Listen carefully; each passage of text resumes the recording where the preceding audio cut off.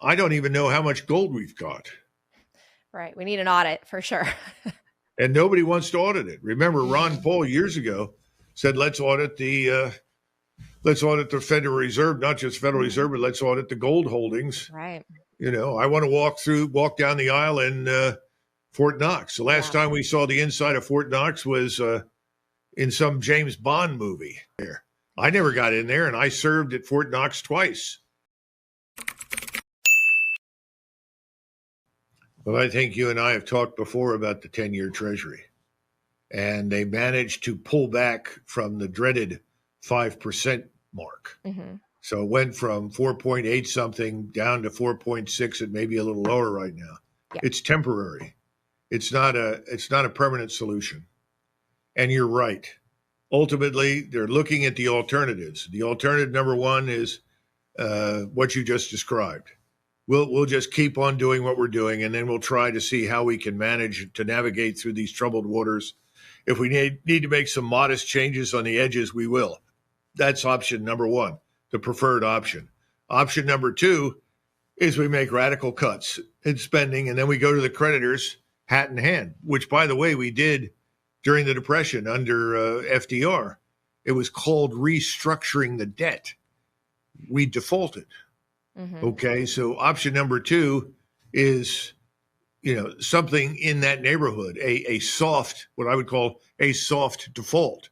You're going to restructure, you go to the creditors, you make your deals, you demonstrate your seriousness. That's not going to be easy. It won't be pain-free. You're going to have civil unrest, active civil unrest that you're going to have to deal with. And then the third one is, what do you do? Nothing. And you go under. Now, they think they can do number one. I think number one becomes number three over time. It's just going to slow the pace, but it's still going to catch up with you. You're still going to go into the abyss.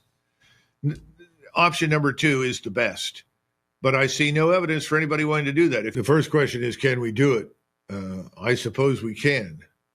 The second question is, what happens if we do it? What does it really mean?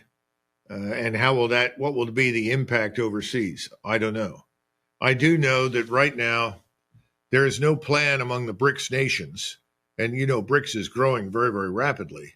Mm-hmm. There is no plan among the BRICS states to develop their own currency, but they are committed to backing everything with gold.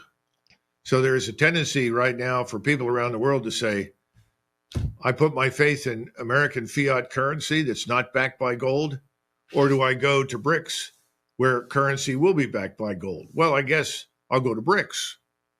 I think that's the dilemma right now that we confront. Punishing BRICS, attacking BRICS is not going to work. It's not going to make any difference at all. If anything, it'll accelerate the determination to replace SWIFT, to replace all those institutions with new ones, because they don't want to be under our thumb. So to tell you, frankly, could it be done? I suppose so. Should it? That's another issue. I don't know.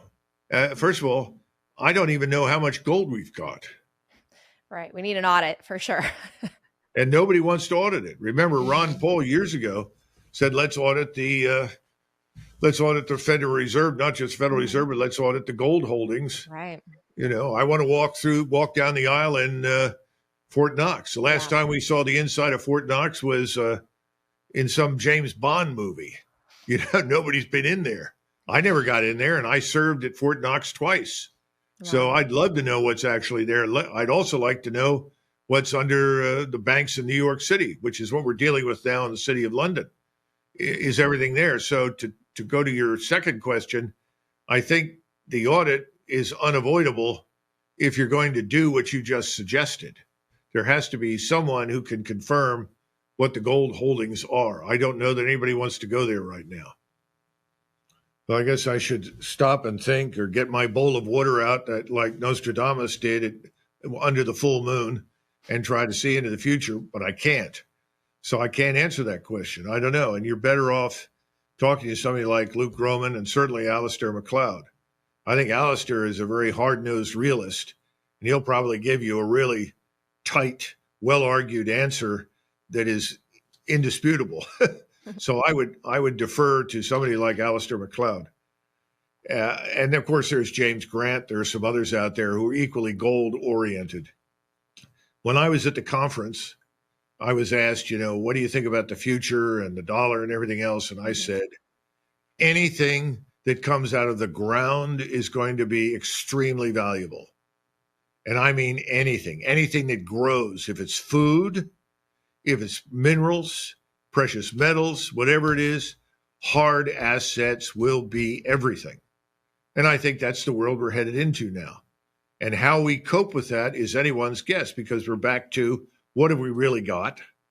Let's inventory and find out. Nobody wants to do that. And that's what's happened in London with the metals exchange.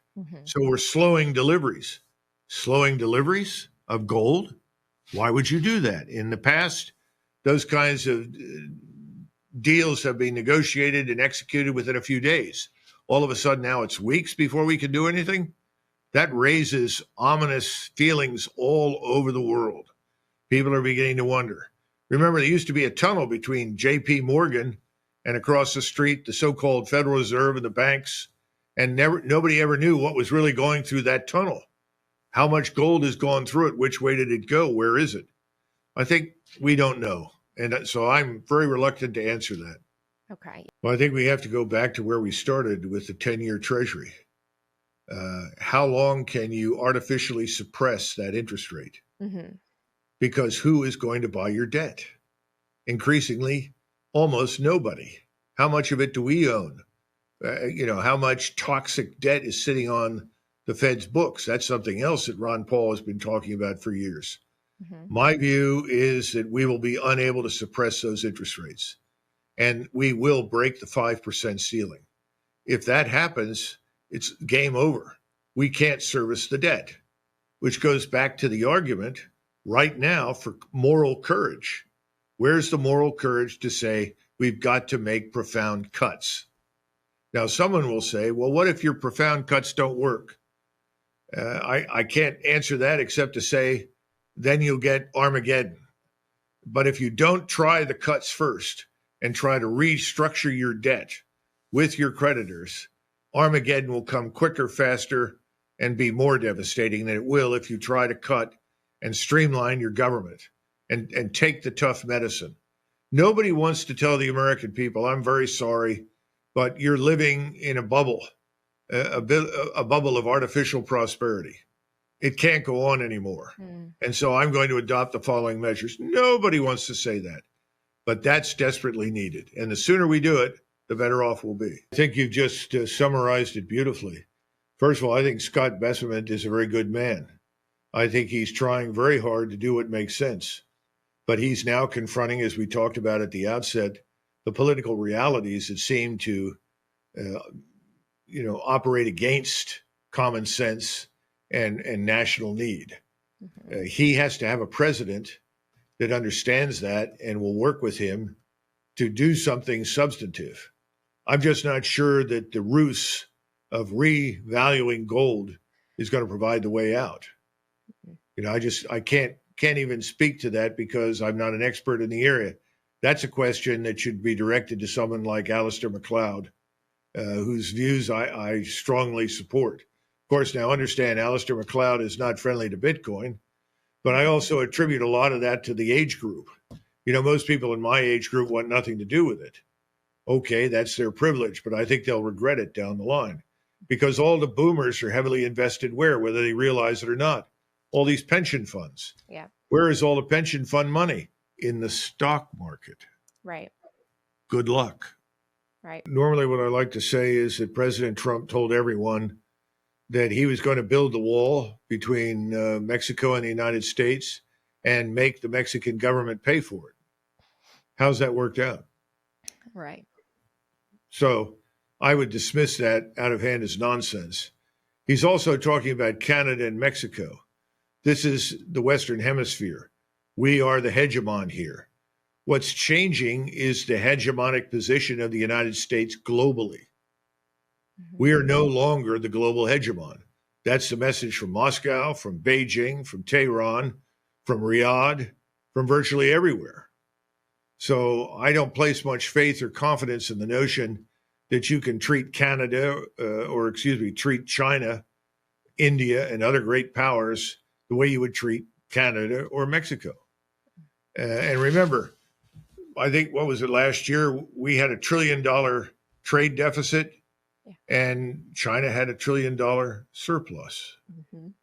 We are no longer the indispensable market. That's the bottom line. We are an important market, and yes, everyone would like to do business with us, but we're not indispensable. And if we insist on this behavior, they'll move away from us because they can go elsewhere. China can go elsewhere. Doesn't absolutely desperately need us. We need to understand that. We're not the center of the universe. Right. And the sooner we come to terms with that, the better off we'll be now.